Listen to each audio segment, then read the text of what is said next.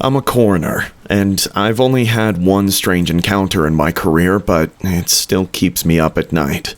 I don't get freaked out by much. I'm not a squeamish person, nor a superstitious one. You can't be in my line of work, but I can't explain John Doe.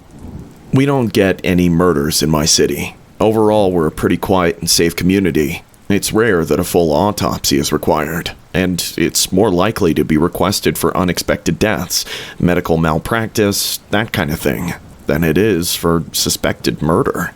We don't have a separate medical examiner's office. I'm just in the basement of the hospital, which frankly isn't much of a hospital. It's better equipped than a typical doctor's office, but there are outpatient centers that are bigger than us if you go to the big city. If you have a complicated illness, you drive a few hours to Cleveland. However, I'm our coroner. I certify all deaths in the city and perform all our autopsies. When an unknown body turned up in the woods, you better believe the cops were all over it. It was the only exciting thing to happen to them all week. Hell, maybe ever. Several more officers than were necessary came in with the paramedics looking for some answers on how he'd gotten there. And to tell the truth, I didn't know. He didn't have any defensive wounds. There was nothing in the initial exterior examination. Livor mortis and rigor mortis were present.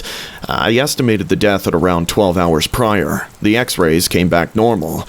There was no obvious signs of poisoning upon interior examination. Stomach contents were a half-digested tuna sandwich and I think a Coke. His heart was enlarged, but not abnormally so. It was indicative of cardiomyopathy, but this is the United States of America. We're all fat and have heart disease. The one weird thing was that we had trouble getting prints. No matter how we took them, they just looked blurred. The police couldn't run them, but his fingertips didn't appear to be damaged in any way. To visual inspection, they appeared normal. Due to the lack of any other evidence, I would have guessed heart attack if I hadn't known the circumstances. But he was found a mile into the woods, stark naked, a few feet off the trail. The most likely cause, I felt, was poison. There weren't obvious signs, but sometimes there aren't, depending on what was used. He didn't have dirty feet, which meant he probably didn't strip naked and go for a run. He was likely placed there after death. I told the police as much. I packed his organs back into his chest cavity, his brain back into his skull, and put him away. I sent the samples to the lab for testing, but it takes a while, and the really comprehensive panels are expensive enough that the department didn't want to pay for them. I mean, you don't just show up in the woods naked by yourself in the middle of the night and then die of natural causes. Typically. He didn't show any obvious signs of a drug overdose. The police believed it was a homicide, but without any evidence, I ruled cause of death undetermined. We left it there. And that was the last I thought of it, until the lab called me to ask what the hell I had sent them. The lab results were inconclusive. They couldn't get any DNA from the samples at all. I went to get the body back out and take some more samples, maybe look at some new tissue slides under the microscope again. But he wasn't where I left him. I looked high and low, meaning in each cold locker, thinking I had mislabeled or misremembered where I put him, but he wasn't in any of them. It's not a large morgue. It's not like misplacing your keys. If I couldn't find the body, it was gone. To be honest with you, I panicked. How do you lose a body? In all my years in the field, I had never heard of such a thing happening. I called up the chief of police and explained the situation. He asked me some questions I wasn't sure of the answers to. Yes, I'd left my office unattended on occasion. No, I hadn't been paying close attention to whether I locked it at the end of every day. I was pretty sure I did. I did so out of habit, but I wasn't completely sure. We're a small city, safe. Stealing human remains is outside the common way. It's not something I had considered a possibility. So, the police added a report about the theft of human remains from government custody, which I'm sure if they ever caught the perpetrator would be a list of charges longer than my leg. The running theory was that someone stole the remains to cover up the murder. That didn't go over well, since it implied a member of the hospital staff was likely involved, but what can you do? The police weren't too serious about pursuing it. I don't think they seriously suspected anyone at the hospital. Without an ID, it was hard to investigate. It was a decent scary story to talk about at parties, especially since the death had been well covered by the local papers. Everyone around here had heard about it. A few months went by, and honestly, I hardly thought about it anymore, though I was careful to lock the morgue when I left for the day. We were busy. We were having an unfortunate uptick in deaths, so I had gotten the okay to hire an assistant. He was a sharp kid. He learned quickly. He had a few autopsies under his belt when another body turned up. John Doe, clothed this time. He was wearing a Hanes, not-so-white t-shirt, Levi's, and well-worn tennis shoes, called in by a scared teen who found him in the dumpster behind the fast food joint where she worked. It was a different pair of cops who responded to the scene, whole different team of people, EMTs, everybody, which is why I guess I was the first to notice. "What the fuck?" I said when I saw his face. "What?" asked my assistant. "This is the same guy," I said. "This is the same guy that went missing before." "A missing persons case? You recognize him?" No, I mean the same guy. The remains that went missing a few months ago. How is this possible?" My assistant didn't have any idea, but I was highly agitated and probably not making a lot of sense. I called the police department. The two cops who brought him in this time weren't particularly helpful. They started speculating that it was a serial killer with a specific type. I called back and insisted they send some more senior guys down, the ones who had picked up John Doe from before. So, Laurent and Bill came down to take a look. "Well, I'll be goddamned," Laurent said. "It's the same fucking guy." "Couldn't be," Bill said. "A twin, maybe." "Maybe," I agreed grudgingly. "It must be. What are the odds?" "Well, could it be the same guy?" Laurent asked. "Hear me out. What if they took the remains and froze them?" I shook my head.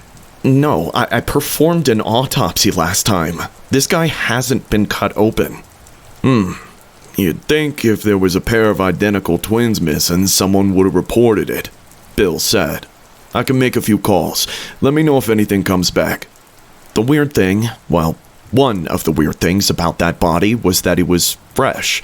The police believed he had been in the dumpster a few hours at most, but he could have died elsewhere and been moved, and in fact, that seemed likely based on the activity at the restaurant. However, he had no signs of livor mortis, which, if you don't know, is discoloration of the skin due to blood pooling. It's obvious to visual inspection. The ambient temperature was quite warm, and counterintuitively, this typically accelerates the onset of rigor mortis, which you probably do know of. It begins in fine muscles of the face before affecting the hands and the rest of the larger muscles, making them stiff. It usually sets in at around 2 to 8 hours post-mortem and lasts for a day altogether.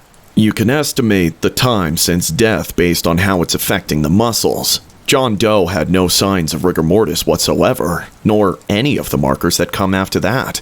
In short, he was dead, but he didn't display some of the typical signs of being dead, and none of the ones that would help estimate time since death. He presented, honestly, like someone who had just died on the examination table moments before. We have a set of steps we take to verify a person is actually dead. It includes an EKG. There's no way to make a mistake. The EMTs on the scene had also pronounced him dead, for what that's worth. He was dead.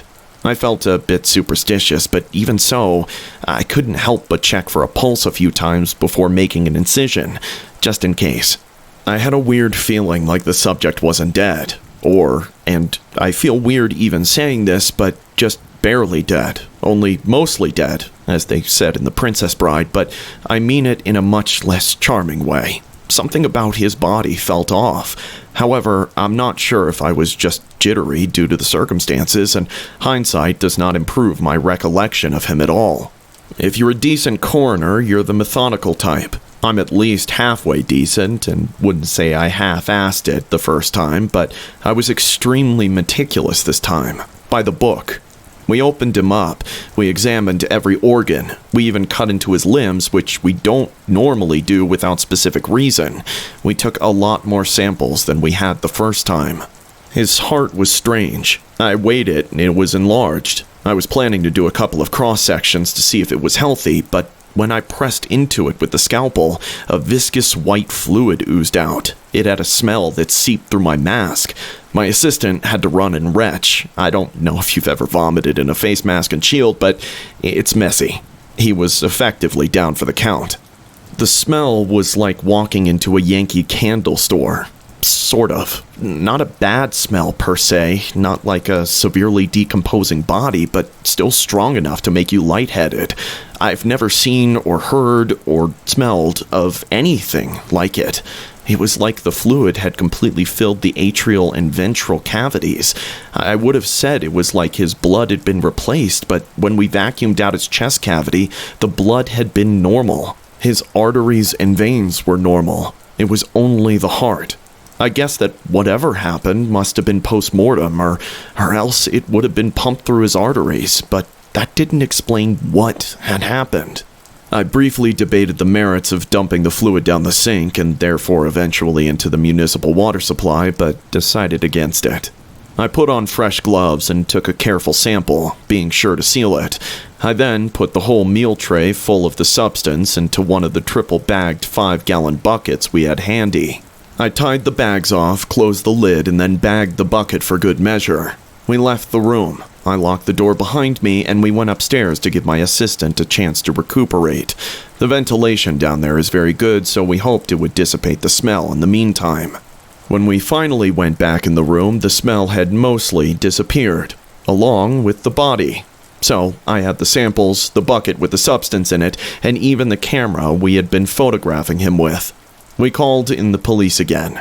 They added a note to their report. If you're wondering about security footage, we had very few cameras. They were limited to the public entrances at the front and back of the building, and in the emergency room and main corridors on the first floor. There weren't any in the stairwells, which were on either side of the building and had emergency exit doors to the outside. Nor were there any cameras in the basement, which only held the morgue, some storage rooms, and some admin offices. I know it probably seems strange to some of you, but we're a drive-by town with no real crime. This was years ago. Cameras weren't as ubiquitous as they are today. I heard the police complain to the mayor, but the state was also in the middle of a budget crisis at the time, so I assume they didn't have the money to add more. So, when the body showed up the third time about 6 months later, I was beside myself. A distressed citizen called in a report of a creepy man parked in a car just outside her family's home. When dispatch sent some police to investigate, it became obvious he was dead, after they shot him. After a couple verbal warnings, the rookie officer panicked and fired. The bullet passed through his left shoulder. Word got around. The rookie was swearing up and down that he saw movement, which is clearly impossible because the man was dead. But, in fairness, most of what had occurred with this guy seemed impossible. His partner said that there wasn't any movement. It was just a rookie who was trigger-happy. That was the official report. But, interestingly enough, off-duty and after a few beers, he confessed to Laurent, who passed it on to me, that something was not quite right about the body. He wouldn't say what. I'm not sure if that's how he really felt, or if he was drunk and trying to placate Laurent, who was pissed that some white kid with a badge fired a shot at an unmoving, unresponsive person and got off with a slap on the wrist. The police didn't want word getting out about this disappearing, reappearing body. Neither did the mayor, as it wasn't good press for him. So, he and the police department let our local reporters have a field day with the rookie, who ended up quitting the force and leaving town. He couldn't take the notoriety, so he left. I heard he started a landscaping business with his brother in Indiana. The third autopsy itself was mostly normal, aside from the absence of the typical stages of death, liver and/or rigor mortis, putrefaction. Which I don't mean to gloss over because it is very strange. Incredibly strange. It's impossible. But so is doing an autopsy on the same person 3 times. Honestly, in that situation, it was almost weirder that it was normal. When you're expecting something to jump out at you, every minute it doesn't is agonizing. He still didn't seem right to me, but we didn't find any other abnormalities. I kept slicing into him and expecting something mind-numbingly weird to happen, but There were no mysterious fluids, nothing mysterious at all. There was the obvious entry and exit wound of the bullet, but nothing else of note, which was both not strange enough and also still strange. There still weren't any obvious causes of death. He was by every measure a perfectly healthy human male. I wondered if I had entered some sort of purgatory for mediocre medical examiners. Maybe this body was punishment for missing something, and I was doomed to repeat it until I found the cause of death. I really was questioning my career and my life choices by this point. When I went home, I started talking with my wife about moving closer to her family like she's always wanted. I don't like her family, but a fresh new start in a new town seemed like a good idea. We were careful that time about chain of custody. The police department sent us a detail to guard the body, which mainly consisted of a guy in the basement of the hospital to watch the lockers after we left for the night. We did our thing and put the guy into cold storage. We shipped the samples to the big lab upstate. But of course, it did have to get weird. Like with the previous bodies, no matter how carefully we took prints, the images always looked blurred when we tried to match them in the database. Same with his dental records. The DNA samples came back inconclusive. We sent them another sample. Same results. The police don't formally close investigations for at least a year, but we only had to hold unclaimed remains for 30 days. We kept some samples, assuming that there was going to be a protracted back and forth with the lab, but we sent him for cremation as soon as it was allowed. I wanted him out of my morgue. But you know the story by this point. A couple guys came to transport him first thing. I opened the locker to pull him out, and the body was missing. So we opened every cold locker in the storage room to make sure I hadn't misplaced him. This time, we found him, and I wish we hadn't. He was on top of someone else. They were lying together, like someone had placed them there in the mockery of a marriage bed. I cannot stress this enough. It was deeply disturbing. And I say this as someone who's seen some pretty gruesome deaths. First of all, the girl was underage. I mean, if you're gonna pull a prank like this, I guess you could argue age doesn't really matter when you're talking about lifeless bodies. And I don't know that that was the intent, but the image alone was bad. I can't forget how it looked. This middle-aged man with his arms wrapped around a blonde teenage girl. She looked like a child. She had overdosed, not disfigured by an accident or anything like that. I don't think you could mistake her for a sleeping girl, but she looked peaceful enough. And this guy honestly did look like he was sleeping. He just didn't look dead to me. I don't know how to describe it. I've been in this line of work a long time, and I've never seen a body look like that. It looked like this grown man had crawled into bed to sleep with a dead little girl. Aside from the grotesqueness of the scene, it was a complicated pose. His arms were wrapped around her, so parts of him were under her and parts of her were under him, if that makes sense. It would have taken significant manipulation of both bodies to get them into that position. It took me and my assistant both to get them separated. We didn't take pictures. It was probably protocol, it being a crime scene and all, but it didn't feel right. I didn't want evidence that her parents might see in some court case someday. I didn't pick up the camera, and no one asked me to. Everyone was pretty rattled. The techs didn't like it. The on-duty cop didn't like it. He liked it even less when his shift commander personally drove down to the hospital to grill him about hospital security. Had he fallen asleep? Had he been skipping out? Had he left the body alone for any length of time? He swore up and down the only times he left were to take a leak, 2 minutes tops. He locked the door behind him. There was no one in the basement of the building when he usually took his bathroom break at around 4 a.m. There was, of course, nothing on the cameras overnight. But as I mentioned, the emergency exit doors in the stairwells were not monitored, as they only opened from the inside. So we supposed it was in the barest realm of possibility that someone walked in the main entrance and hid out, or snuck in the side entrance one night, came downstairs to do their deed at 4 a.m., only to escape out a side door. It seemed improbable someone could move those bodies alone, and that quickly. Maybe the police officer was lying and in on it, and even helped the perp, but that of course begs the question, to what end? For the cop, or this unknown person, or people? What possible motive could there be for that?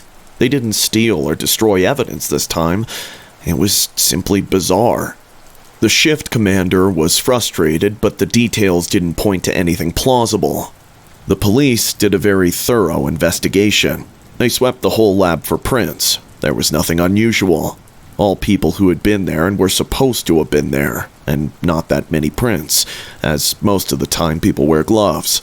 They didn't find anything on the CCTV tapes.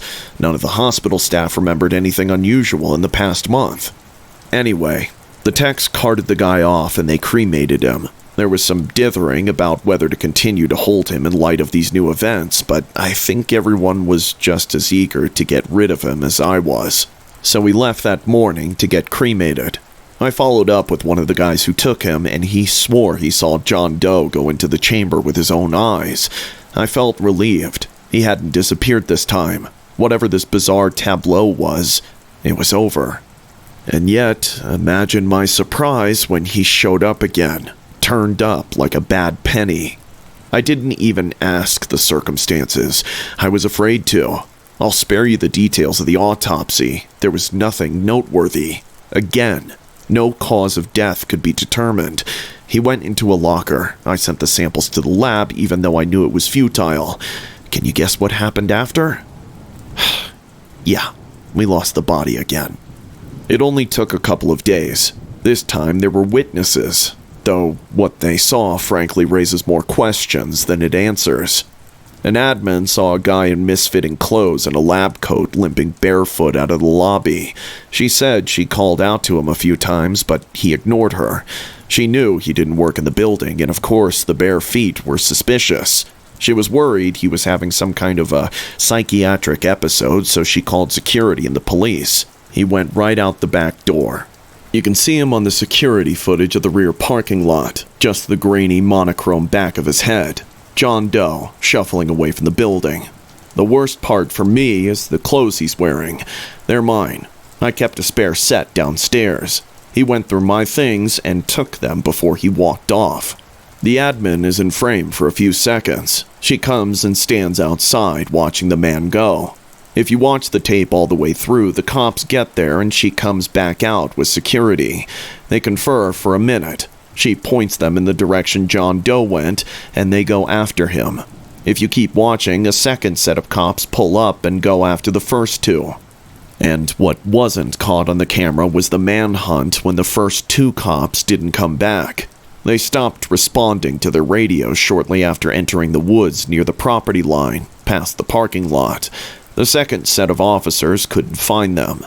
The next day, they brought in some local huntsmen who are good trackers. Then, they brought in dogs from a K9 unit in another town.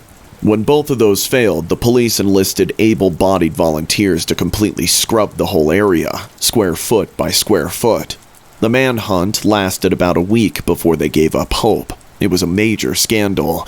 People were speculating all sorts of crazy things. An escaped asylum patient gone on a murderous rampage in the woods. What have you.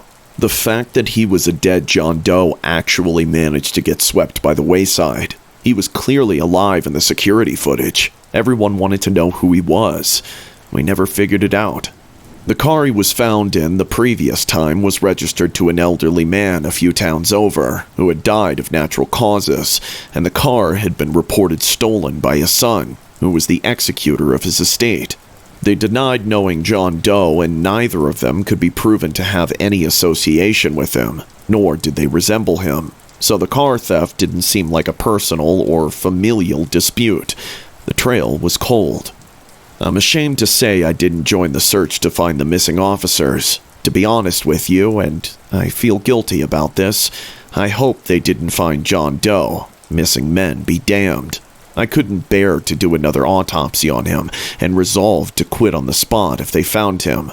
And, lucky or unlucky, they didn't. They never found a trace of him, nor the police officers who followed him. No blood, no sign of a struggle, not even a footstep. It's been many years since then. I think he's gone for good. I don't know what John Doe wanted, but I guess he must have gotten it somehow. Or maybe he's haunting some other benighted ME's office somewhere. I'll tell you, while I like my job, and I always have, I've hated unzipping body bags since then. I'm always half afraid it'll be John Doe in there, laughing at me. My retirement is coming up soon, and I'm looking forward to never having to wonder if I'll ever see him again.